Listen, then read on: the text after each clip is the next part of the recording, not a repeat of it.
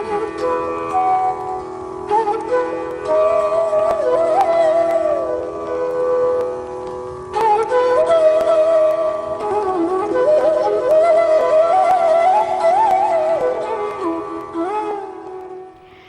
मैं हूं प्रियंका और आप सभी दर्शकों का एक बार फिर से बहुत बहुत स्वागत एडवांस आयुर्वेद के हमारे खास कार्यक्रम आयुर्वेदिक विज्ञान में।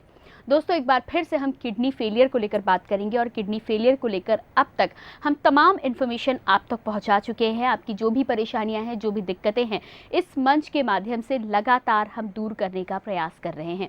इसके अलावा भी यदि आपके कुछ सवाल हैं, आप कुछ भी जानना चाहते हैं, मार्गदर्शन चाहते हैं संजीव जी का, तो आप कॉन्टैक्ट कर सकते हैं। कॉन्टैक्ट करने के लिए तमाम डिटेल्स लगातार आप अपने टीवी स्क्रीन पर देख सकते हैं। इसके साथ ही साथ हमारे आज के कार्यक्रम में हम कुछ और मुख्य विषयों पर बात करेंगे जो किडनी फेलियर से रिलेटेड है। तो चलिए हमारे कार्यक्रम की हम शुरुआत करेंगे और स्टूडियो में एक बार फिर से बहुत बहुत स्वागत करना चाहूँगी वैद्य संजीव भारद्वाज जी का। संजीव जी, बहुत बहुत स्वागत है कार्यक्रम में। नमस्कार संजीव जी, हम कार्यक्रम की शुरुआत करते हैं और किडनी फेलियर को लेकर तमाम बातों पर हम अब तक चर्चा कर चुके हैं और उसके जितने भी छोटे बड़े मुख्य पहलू हैं उन पर हमने अपने दर्शकों का ध्यान आकर्षित करने की कोशिश की है। एक बार फिर से हमारे तमाम नए जुड़े दर्शकों के लिए ये जानकारी चाहूँगी कि किडनी फेलियर अगर होता है तो मुख्य तौर पर उसके क्या कारण, क्या रीज़न होते हैं? देखिए, किडनी फेलियर जो है ना, वो बेसिकली ज़्यादातर नॉर्मली देखा ही जाता है कि वो ब्लड प्रेशर के कारण होता है लोगों का, पर उसके और भी कारण हैं। कुछ इस प्रकार की मेडिसिन्स हैं कुछ जो किडनी के ऊपर इनका बहुत ज़्यादा साइड इफेक्ट होता है। जैसे ज़्यादा मात्रा में पेन किलर का सेवन करना, वो आपकी किडनी को नुकसान पहुंचा सकता है। इसी तरीके से देखा जाए तो कुछ लोग इतने ज़्यादा केमिकल के खाने का प्रयोग करते हैं। केमिकल के खाने का कैसे हुआ कि जैसे अब आपने कोई गेहूँ प्रयोग करी घर के अंदर, उसके अंदर बहुत ज़्यादा यूरिया इतना ज़्यादा डला हुआ है कि वो आपकी फिल्ट्रेशन ही नहीं कर पा रही है किडनी उसको, और अल्टीमेटली वो उसको डैमेज कर दे। कुछ कारण है जैसे कि सब्जी बहुत ज़्यादा गंदे पानी की हो, तो वो भी एक रीज़न है। मुख्य कारण जो है इसका खाने पीना है और प्लस साथ में ब्लड प्रेशर का हाई होना है। और सबसे ज़्यादा जो इसके अंदर नुकसान देने वाली चीज़ें हैं वो एलोपैथिक जो पेन किलर्स होती हैं वो इसके अंदर बहुत ज़्यादा नुकसान देती हैं। तो ये कुछ एक मुख्य कारण है इसके जिसमें हम ये कह सकते हैं कि हाँ, बहुत ज़्यादा किडनी को जो नुकसान करती हैं। तो आप अगर किसी को इससे बचना है तो उसको बेसिकली यही देखना है कि जितना हो सके वो एलोपैथिक ड्रग्स का प्रयोग ना करे। पेन किलर्स ना, कम से कम मात्रा के, मतलब कोशिश करे कि खानी ना पड़े, फिर भी चलो हो तो इतनी कम मात्रा में खाए। और डॉक्टर का भी फ़र्ज़ बनता है कि वो कोई भी पेन किलर लिखने से पहले ये बताए कि इसके क्या क्या साइड इफ़ेक्ट होते हैं। अब्रॉड में तो ऐसे ही होता है, बाहर अगर आप जाएंगे तो वहाँ पर तो हर उसका पेन किलर का साइड इफ़ेक्ट बताया जाएगा कि इसका ये साइड इफ़ेक्ट होता है, इसको ज़्यादा खाएंगे तो ये होगा। हिंदुस्तान में तो खैर कोई बात करने का रिवाज ही नहीं है। यहाँ तो अपना जाओ और जो पूरे वर्ल्ड के अंदर ड्रग्स बैन हो चुकी हैं उनको लिखने का, 1970 में पूरे वर्ल्ड में जो ड्रग बैन है वो आज भी हिंदुस्तान में लोगों पे को दी जा रही हैं। इतना ज़्यादा उनके ऊपर एक्सपेरिमेंट किया जा रहा है इन सब केमिकल्स का और इन सब चीज़ों का। तो इसके लिए तो फिर पेशेंट को ही कॉन्शियस होना पड़ेगा कि अगर उसको सपोज़ करो कोई तकलीफ़ है तो वही इस चीज़ के लिए कॉन्शियस हो जाए कि भाई देखो, जो भी अपना मेडिसिन लेता है, कोई भी मेडिसिन ले, उसका पूरा साइड इफ़ेक्ट अपने डॉक्टर से पूछे कि इसका क्या है क्या नहीं है, तो उसी के अनुसार उसको मात्रा में प्रयोग करे। ऐसा नहीं कि अंधाधुंध प्रयोग के कारण ही हिंदुस्तान में इतनी किडनी फेल हो रही हैं जो लोगों की हो रही हैं। तो उसको थोड़ा सा ध्यान देना पड़ेगा और इसको ध्यान आप ही को देना पड़ेगा, क्योंकि यहाँ का जो सिस्टम है वो कुछ इस तरीके का बन चुका है। जी बिल्कुल। और दर्शकों, एक बार फिर से आपको मैं ये जानकारी देना चाहूँगी कि वैद्य संजीव भारद्वाज जी ने अब वैज्ञानिक रूप से ये सिद्ध कर दिया है कि किडनी अगर आपकी एक बार फेल भी होती है, उसके बावजूद भी एक बार इलाज के बाद किडनी आपकी पूरी पहले की तरह काम कर सकती है और आप फिर से अपना जीवन अच्छे से बिता सकते हैं। तो यदि आपकी लाइफ में कोई भी प्रॉब्लम है तो आप हमें तुरंत कॉल कर सकते हैं और अपनी परेशानी का समाधान हमारे इस मंच के माध्यम से प्राप्त कर सकते हैं। कॉल करने के लिए नंबर्स लगातार आपकी टीवी स्क्रीन पर है। हम आगे बढ़ेंगे संजीव जी, और सोनिया जी पहली कॉलर हमारे साथ जुड़ चुकी हैं। सबसे पहले जानेंगे वो क्या जानना चाहती हैं। जी बताइए। सोनिया जी, सोनिया जी क्या? जी हाँ जी जी, बताएं क्या जानना चाहती हैं आप? जी, मैं किडनी पेशेंट हूँ जी और डायलिसिस पर हूँ मैं। जी मैडम, अपनी टीवी की वॉल्यूम कम कर लीजिए ज़रा। सोनिया जी, टीवी सेट के वॉल्यूम को आप कम कर लें और अपनी समस्या को आप डिटेल में बताएं। क्या आपके पास रिपोर्ट्स का कुछ डिटेल है? हाँ जी, मेरी भी सप्ताह में 2 बार डायलिसिस होती है। हाँ हाँ बिल्कुल। जी। तो देखिए इसके आपकी मेडिसिन से डायलिसिस, हाँ बिल्कुल, मेडिसिन से डायलिसिस बंद हो सकती है। वो किस तरह से होगी उसको थोड़ा सा आप समझने की कोशिश कीजिए। देखिए, आपकी डायलिसिस इसलिए हो रही है क्योंकि आपका ग्लोमेरुलर फिल्ट्रेशन रेट कम हो चुका है। तो उसकी जांच करने के लिए आपको रीनल स्कैन डीटीपीए टेस्ट होता है जिसको आपको कराना चाहिए। और रीनल स्कैन डीटीपीए कराने के बाद में उसके बाद जैसे जैसे आप चिकित्सा करते रहेंगे समय समय पे आपका दोबारा ये वाला टेस्ट हम लोग कराएंगे। इस टेस्ट को कराने से क्या लाभ होगा? इस टेस्ट को कराने से आपको समय समय पे ये पता चलेगा कि आपका ग्लोमेरुलर फिल्ट्रेशन रेट हमारी मेडिसिन के बाद में कितना कितना बढ़ रहा है या आपकी किडनी में कितनी स्टेबिलिटी आ रही है। जीएफआर को क्यों चेक कराया जाए? उसका रीज़न ये है कि जब आप उसको कराएंगे तो इसका एक प्रोटोकॉल है डायलिसिस का कि 0 से 15 तक जीएफआर है तो कम से कम आपकी 2 बार सप्ताह में डायलिसिस होनी चाहिए। जिस प्रकार से आपका जीएफआर बढ़ता चला जाएगा, धीरे धीरे करके आप देखेंगे कि आपकी डायलिसिस कम होती जा रही है या धीरे धीरे करके बंद होती जा रही है। किस प्रकार से बंद होगी? जैसे जैसे आपके किडनी के सेल्स रिज्यूनेट होते चले जाएंगे, अंदर नए सेल की उत्पत्ति होती चली जाएगी और फिल्ट्रेशन प्रोसेस आपका चलता चला जाएगा, तो वो देखेंगे आप कि आपकी किडनी पुनः स्वस्थ होना शुरू हो गई है। तो उसके स्वस्थ होने के लिए उसमें ग्लोमेरुलर फिल्ट्रेशन रेट होता है, बेसिक टर्म वही होती है। अगर हम उसको मेंटेन कर पाए तो आपकी डायलिसिस 100% बंद होगी। तो जो अगर हम उसको मेंटेन कर पाए, ये हमें कैसे पता चलेगा? ये हमें रीनल स्कैन डीटीपीए से क्लियर हो जाएगा। तो हमारे को कोई दिक्कत है ही नहीं उसके अंदर। आपको ये संदेह करने की भी आवश्यकता नहीं कि वो डायलिसिस उससे बंद हो पाएगी कि नहीं हो पाएगी। वो आपकी श्योरली बंद होती चली जाएगी जैसे जैसे करके आपका जीएफआर बढ़ता चला जाएगा। कुछ % लोगों के अंदर ऐसा भी होता है कि उनका जीएफआर नहीं बढ़ता है, तो अगर ऐसे भी पेशेंट है तो उनको पता चलेगा कि आफ्टर गेटिंग दैट मेडिसिन नहीं भी बढ़ रहा है। अदरवाइज मैक्सिमम पेशेंट 70-80% पेशेंट का ग्लोमेरुलर फिल्ट्रेशन रेट, ये मैंने अपना खुद देखा है, इस चीज़ को खुद अपना अनुभव किया है कि जिनका मैं रीनल स्कैन डीटीपीए रेगुलर कराता हूँ, मेरे पास जो भी पेशेंट आते हैं, तो मैंने खुद अनुभव किया है कि उनका ग्लोमेरुलर फिल्ट्रेशन रेट बढ़ता है। तो जब अगर बढ़ेगा तो श्योरली आपका वो चीज़ अपना बंद होती चली जाएगी डायलिसिस, और अगर नहीं बढ़ेगा तो फिर वो आपको पता भी चलेगा कि नहीं बढ़ रहा है। ऐसे चांसेस होने, नहीं बढ़े इसके चांसेस 10% है, बढ़े इसके चांसेस 90% है। तो उसके अंदर 3-3 महीने के अंदर ये हम गैप पे कराते रहते हैं, पता चलता रहता है, उसमें कोई ऐसा संदेह वाली बात नहीं है। आप निश्चिंत होकर इसको करा लीजिए। ट्रीटमेंट जब से भी आप शुरू कराना चाहें, मेरे क्लिनिक का नंबर नीचे चल रहा होगा, लोग इस पर अपॉइंटमेंट ले सकते हैं और अपॉइंटमेंट लेकर अपने आगे की फिर प्रक्रिया क्या होगी मैं आपको समझाऊंगा। जी बिल्कुल, हम आगे बढ़ेंगे और हमारे साथ अगली कॉलर सुचिता जी हैदराबाद से हैं, उनसे बात करेंगे। सुचिता जी, क्या आप हमें सुन पा रही हैं? शायद कांटेक्ट हमारा यहाँ पर नहीं हो पा रहा है। हेलो। हेलो जी, स्वागत है कार्यक्रम में, अपना नाम बता दें आप। विकास शर्मा। जी विकास जी, क्या जानना चाहते हैं? अपना सवाल रखें। मेरी किडनी दोनों अपना अपना राइट साइड में है, लेफ्ट राइट होनी चाहिए जो है ना जनरली, जी। दोनों अपनी राइट साइड में बचपन से ही है। और प्रॉब्लम होती है, कभी कभी होता है कि पेन हो रहा है, पीछे लगता है एक बार बीच में। इसमें शर्मा पेन जी, होता है और अजीब सा गैस टाइप का अपने पेट में वहीं अपना बने रहता है 24 घंटे बिल्कुल। तो नहीं, इसका ना आप मुझे अल्ट्रासाउंड लेकर आप एक बार मिल लीजिए। देखिए, किडनी आपकी एक साइड में है तो वो इतनी गंभीर समस्या नहीं कि किडनी एक साइड में या 2 साइड में। लोगों की तो केवल सिंगल किडनी होती है तो भी उनका काम चल जाता है। यहाँ पर मैटर यह है कि क्या उसका कोई किडनी का प्रोसेस खराब तो नहीं है। तो प्रोसेस खराब है नहीं है, वो मैं आपकी रिपोर्ट्स देखने के बाद ही कुछ उसका पता लगा पाऊंगा कि आइदर वो आपकी प्रॉपर तरीके से चल रही है कि नहीं चल रही। नहीं चल रही होगी तो उसका भी इलाज है। और जैसे आपने बताया कि हल्का पेन होता है, तो वो गैस्ट्रिक पेन भी हो सकता है कि मैं आपको इतनी सलाह दे दूं कि भाई आप केवल अजवाइन का ही पानी पी लीजिए, उसी से ही आपकी गैस की प्रॉब्लम का समाधान हो जाएगा। कि आपके सारे टेस्ट नॉर्मल आ रहे हैं, आपको हल्का फुल्का पेन हो रहा है, आप थोड़ा बहुत अजवाइन का पानी सेवन ज़्यादा कर दीजिए तो उससे आपका क्लियर हो जाएगा, तो आपका उसी में समाधान हो जाएगा। उसके लिए आपको विशेष एफर्ट्स करने की ज़रूरत नहीं है कि आप ज़्यादा कर, लेकिन मिले बिना वो समस्या का समाधान नहीं हो पाएगा किडनी की किसी भी समस्या का।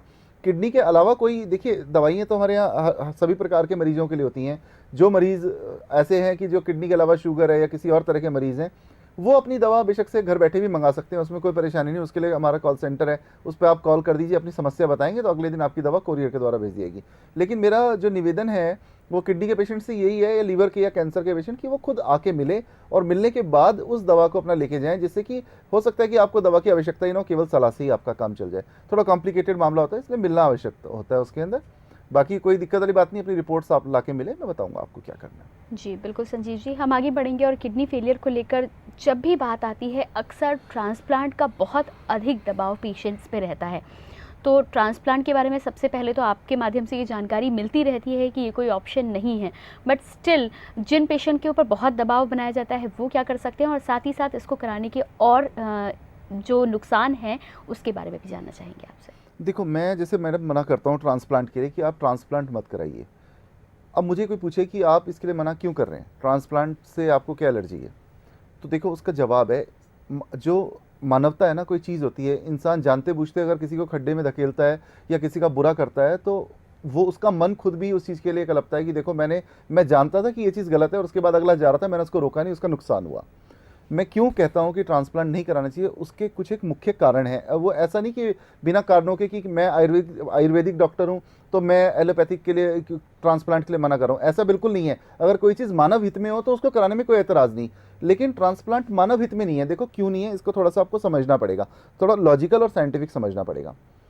ट्रांसप्लांट के लिए सबसे पहले डोनर अरेंज किया, ट्रांसप्लांट करा लिया। अब लोगों को बताया गया कि 5 साल 10 साल की इसकी लाइफ होती है ट्रांसप्लांट की, जबकि रिसर्च आई है पूरी जो वेस्टमेड यूनिवर्सिटी की सिडनी की, रॉयल प्रिंस अल्फ्रेड हॉस्पिटल की सिडनी की रिसर्च आई है, जिसमें पिछले 11,000 साल के अंदर 11,000 लोगों ने किडनी का ट्रांसप्लांट कराया, जिसमें 90% लोगों का ट्रांसप्लांट पहले साल के अंदर फेल हो गया, 7.5% लोगों का ट्रांसप्लांट 5 साल तक चला, 2.5% लोग ड्यूरिंग ट्रांसप्लांट एक्सपायर हो गए। ये रिपोर्ट के बाद में फिर नेशनल कैंसर इंस्टीट्यूट, और उसमें ये आ गया कि जिन लोगों का 5 साल तक चला, 5 साल तक चलने के बाद में उन लोगों को 3 गुना ज़्यादा नॉर्मल आदमी से कैंसर हुआ, जिसमें non Hawkins lymphoma, skin cancer, इस प्रकार के 32 कैंसर डिटेक्ट किए गए। ये कैंसर किसने डिटेक्ट किए? ये कैंसर डिटेक्ट किए जो नेशनल कैंसर इंस्टीट्यूट अमेरिका है, जहाँ पर सभी बड़े लोग जाके अपना सबसे बड़ा अस्पताल मानते हैं एलोपैथिक का, उसको अमेरिका के अंदर है, यूनाइटेड स्टेट्स में, और वो कैंसर का सबसे बड़ा रिसर्च इंस्टीट्यूट है। उन्होंने ये रिसर्च निकाली, ये इंटरनेट पे मौजूद है, आप लोग जाके कोई भी गूगल के ऊपर cancer risk for kidney transplant लिखकर और आप देख लीजिए। 1,75,700 लोगों के ऊपर ये रिसर्च करी गई। इस रिसर्च के अंदर पाया गया कि 32 प्रकार के कैंसर हैं जिन लोगों की 5 साल तक किडनी चली। जो लोग भी इम्यूनोसप्रेसिव मेडिसिन के ऊपर होते हैं उनको 32 प्रकार के कैंसर हैं जो उनकी बॉडी के अंदर पाए गए, जिसमें स्किन कैंसर था, नॉन हॉकिंस लिम्फोमा इसके अंदर दिया हुआ है, लंग कैंसर, लीवर कैंसर, ये पीछे नीचे पूरी इसकी डिटेल है, तो ये आप लोग इंटरनेट पे पढ़ लीजिएगा। तो मुख्य कारण तो ये हुआ कि भाई देखो, अगर किडनी ट्रांसप्लांट करा के कैंसर ही मोल लेना है तो फिर किडनी ट्रांसप्लांट कराने की आवश्यकता क्या है। दूसरा मुख्य कारण जो एक आम आदमी से जुड़ा हुआ है वो क्या है, देखिए 10 लाख रुपए लगा के किडनी का ट्रांसप्लांट कराया, ठीक है, 10 लाख लगाने के बाद में साल में 1-2 लाख रुपए की तो मेडिसिन भी होंगी, तो 12 लाख रुपए मान लीजिए। 90% लोगों का पहले साल में फेल हो गया, तो इसका मतलब है कि 90% लोगों के तो 12 लाख रुपए केवल 1 साल के लिए काम आए, उससे ज़्यादा नहीं काम आए। जिन 7.5% लोगों का 5 साल तक चला गया, तो उनकी 1-2 लाख रुपए महीने की अगर मेडिसिन के हिसाब से अगर 15-20 लाख रुपए का खर्चा 5 साल का मान लीजिए, तो उसका 4 या 5 लाख 35-40 हज़ार रुपये महीने का उसको खर्चा पड़ा 5 साल के लिए। उसमें भी उसकी किडनी 5 साल बाद फेल हो जानी है, प्लस साथ में कैंसर उसको फ्री ऑफ कॉस्ट मिल रहा है, एक के साथ एक फ्री, किडनी फेलियर के साथ कैंसर फ्री। तो दूसरा मुख्य कारण, 4 लाख रुपए साल का खर्च करके जिनकी 5 साल तक किडनी चल गई, 5 साल में 20 लाख रुपए खर्च करके अल्टीमेटली कैंसर से पीड़ित हो जाएगा। अभी तो एक चीज का इलाज करा रहा है, तब 2 का करा रहा है। तीसरा मुख्य कारण, ट्रांसप्लांट की आदमी तब सोच सकता है जब उसके पास में कोई ऑप्शन नहीं है। ऑप्शन क्या नहीं है कि अगर ग्लोमेरुलर फिल्ट्रेशन रेट आपका कम है, इसकी वजह से आपका ट्रांसप्लांट कराने के लिए आप जा रहे हैं या आप डायलिसिस पे जा रहे हैं। डायलिसिस का क्या मतलब हुआ कि आपके ब्लड में से टॉक्सिन्स को निकालने की मशीन, जो काम किडनी का होता है वो काम डायलिसिस मशीन कर रही है। अब यहाँ पर क्या होगा, एक आदमी जो डायलिसिस करा रहा है वो डायलिसिस कराने वाला व्यक्ति जाएगा और मेडिसिन को वो शुरू कर लेगा। क्यों करेगा? क्योंकि उसका जो फिल्ट्रेशन रेट है उसको रीनल स्कैन डीटीपी से पता लगाया जाएगा सॉरी, कि वो कितना है। 0 से 15 तक है तो हफ्ते में 2 बार डायलिसिस पे जाएगा, 15 से 25 तक है तो 1 बार डायलिसिस पे जाएगा। इस तरह करके उसका डायलिसिस धीरे धीरे करके कम कर दिया जाएगा। अब ये बात रही कि उसको कराया जाए, क्या जीएफआर मेडिसिन लेने के बाद बढ़ता भी है कि नहीं बढ़ता, कि केवल मेडिसिन खाया जाएगा उसका ग्लोमेरुलर फिल्ट्रेशन रेट बढ़े ही ना बेचारेगा। ऐसा भी हो सकता है, जब ट्रांसप्लांट जैसी चीज़ फेल हो सकती है तो हो सकता है मेडिकेशन भी फेल हो, लेकिन यहाँ पर ऐसा नहीं हुआ। अब ये मैंने रिसर्चेस करी तो मेरे कम से कम नहीं तो सैकड़ों लोगों की रिपोर्टें मेरे पास में रखी हुई हैं जिनका रीनल स्कैन डीटीपी मैंने कराने के बाद के अंदर उनके वहाँ पर चेंजेस आए और वो डीटीपी के अंदर हमारे क्लियर हैं। ये रिपोर्ट्स उनकी मेरे पास में, मैं अभी आपको दिखाता हूँ। जैसे ये पेशेंट है, इसका 8.1 ml GFR था, ये मंथ है 1/11/2011 को, और जब दोबारा ये 3 महीने या 6 महीने के बाद में कराए गए तो उसके बाद में ये बढ़ के 18.1 हो गया। तो 18.1 हो गया, इसका मतलब इसकी किडनी ने 10% काम करना शुरू कर दिया। तो जब ये 10% कर रही है तो इसके बाद में ये 30, 40, 50% भी धीरे धीरे करेगी। अच्छा, उसी के अंदर आप आ जाइए, एक टर्म आती है कि जी अगर किडनी बहुत ही ज़्यादा 100% ही डैमेज है, तो मैं भी यही सोचता था कि शायद हो सकता है कि ज़्यादा किडनी डैमेज होने के बाद में उतना रिस्पॉन्स ना दे पाए, मेडिसिन लेने के बाद भी ना दे पाए, किंतु ऐसा नहीं हुआ। ये मरीज़ हैं, इनकी केवल ये है रिपोर्ट 4/9/2012 की, इनकी केवल 0.8% किडनी काम कर रही थी। 0.8 से जब मैंने दोबारा इसको 2.5 महीने 3 महीने के बाद कराया तो 10.10% आ गई। ये रिपोर्ट मेरे पास मौजूद है इंटरनेट के ऊपर भी। अभी मेरी वेबसाइट थोड़ी सी अपडेट हो रही है, इसीलिए वो कुछ लोग खोलने की कोशिश करते हैं, उनकी वो खुलती भी नहीं है। एक 15-20 दिन के अंदर वो खुलना शुरू हो जाएगी, उसमें ये भी आपकी रिपोर्ट्स हमारी मौजूद हैं। दूसरा मुख्य कारण हो गया कि तीसरा मुख्य कारण हो गया कि आपको क्यों नहीं कराना चाहिए। जब GFR हमारा नेचुरल बढ़ रहा है, अच्छा 0.8 से भी बढ़ रहा है, 10% से भी काम कर रहा है। इसी श्रृंखला में ये दूसरा पेशेंट है, इसकी केवल 0.5% किडनी काम कर रही थी, 99.5% काम नहीं कर रही थी। जब दोबारा कराया गया तो इसकी 6% तक आ गई 3 महीने के बाद में। तो इसका मतलब हुआ कि रिजल्ट वेरी कर सकता है, पेशेंट टू पेशेंट वेरी कर गया कि आपने बुखार की गोली दी, किसी का बुखार 2 घंटे के लिए उतरा, किसी का 24 घंटे के लिए उतरा, किसी का 5 घंटे के लिए उतरा, किसी का उसके बाद में बुखार ही नहीं आया। लेकिन ये चीज़ कंफर्म हो जाती है कि जो भी मेडिसिन है वो साइंटिफिकली प्रूवन है। जिस बीमारी के लिए आप लोग ले रहे हैं उस बीमारी के लिए, किडनी के लिए ले रहे हैं तो किडनी के लिए साइंटिफिकली प्रूवन है। तो इसका ये हमें पता कैसे चला कि जब हमने रीनल स्कैन DTPA सैकड़ों लोगों पे कराया और उनका GFR बढ़ा तो ये क्लियर हो गया। तो पूरे वर्ल्ड में लोग GFR ही नहीं बढ़ा पा रहे, इंडियन आयुर्वेद ही है जो इसको आगे बढ़ा पा रहा है। ये हिंदुस्तान में ही ऐसा आयुर्वेद हो सकता है और कहीं हो भी नहीं सकता यहाँ के अलावा। इसी श्रृंखला में जब और लोगों का किया, पेशेंट टू पेशेंट वेरी कर रहा है। तो यहाँ पर ये पेशेंट का 8.9 ml GFR था, यानी 8.9% तकरीबन किडनी काम कर रही थी।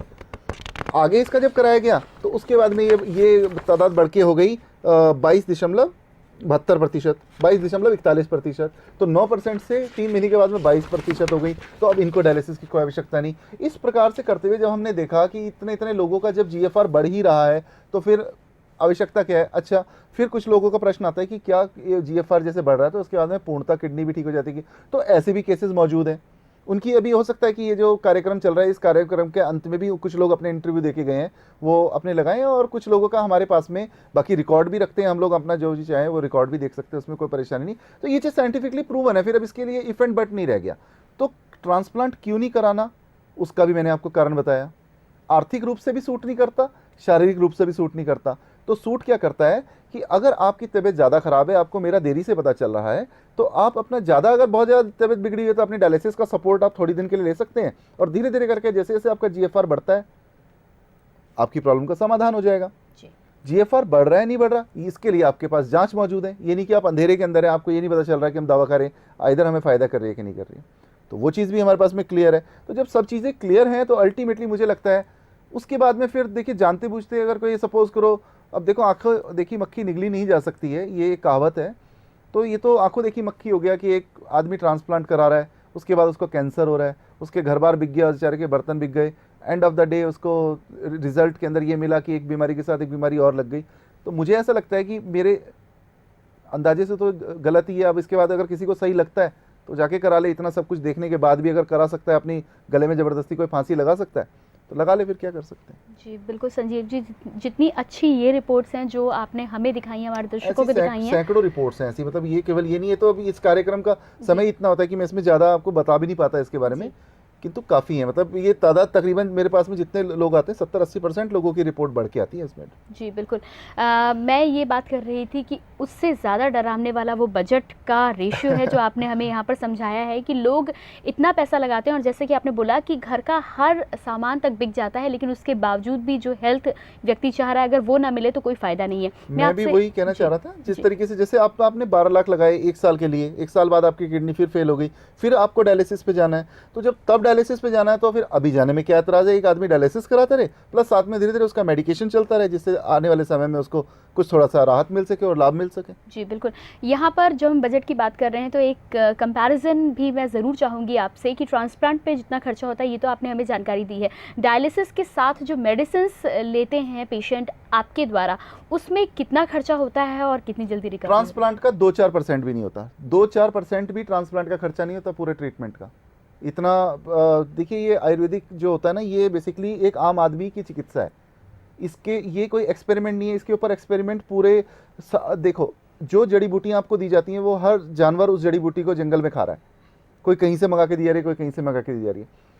ये एक आम आदमी की चिकित्सा है और ये एक सफल चिकित्सा है। इसके ऊपर हमारे ऋषि मुनियों ने इतना ट्रायल और टेस्ट किया कि 10,000 साल हो गए इस पद्धति को चलते चलते।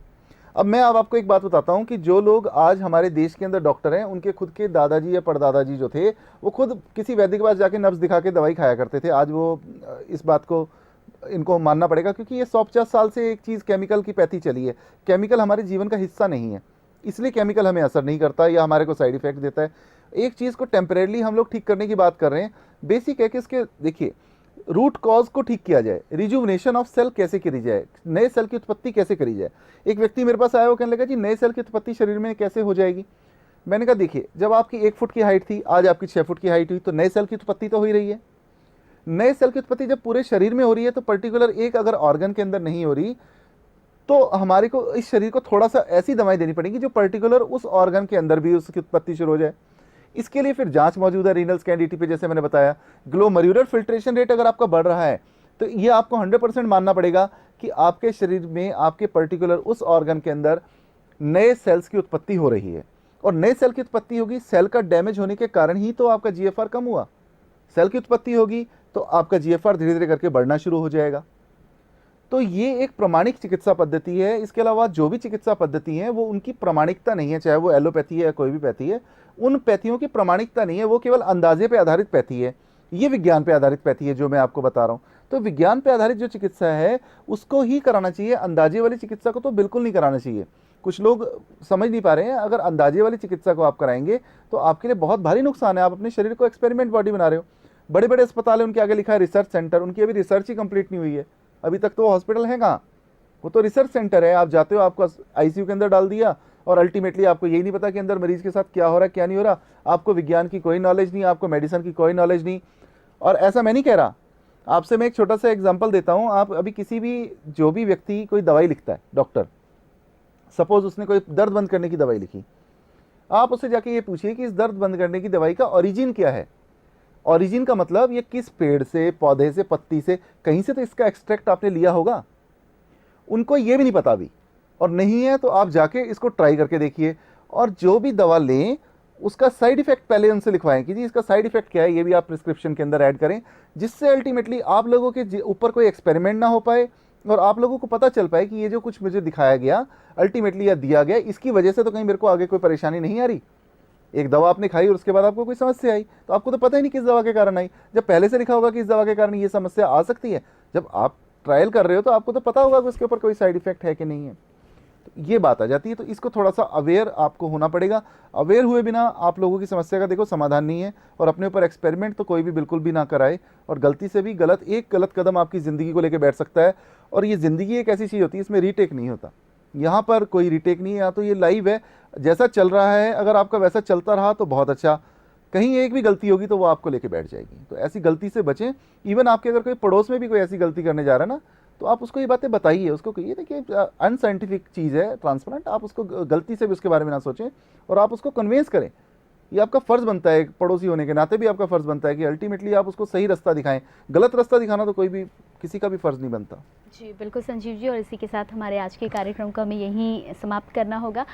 दर्शकों से ज़रूर कहना चाहूँगी कि दर्शकों, यदि आप दूर दराज के क्षेत्रों में निवास कर रहे हैं, दिल्ली आप आने में असमर्थ हैं, तो आप ईमेल के माध्यम से भी अपनी रिपोर्ट्स को संजीव जी तक पहुँचा सकते हैं। और संजीव जी का गाइडेंस प्राप्त करने के बाद आपको दवाइयाँ कुरियर के माध्यम से भी मेल की जा सकती हैं। इसके साथ ही साथ यदि आप पर्सनली मुलाकात करना चाहते हैं, फ़ोन के माध्यम से बात करना चाहते हैं, तो उसके लिए भी आप कॉन्टैक्ट कर सकते हैं। कॉन्टैक्ट करने के लिए तमाम डिटेल्स लगातार आपके टीवी स्क्रीन पर है। हमारे आज के कार्यक्रम में इतना ही, लेकिन अगले कार्यक्रम में आप सभी से फिर से मुलाकात करेंगे। संजीव जी स्टूडियो में आने के लिए आपका बहुत बहुत धन्यवाद। नमस्कार।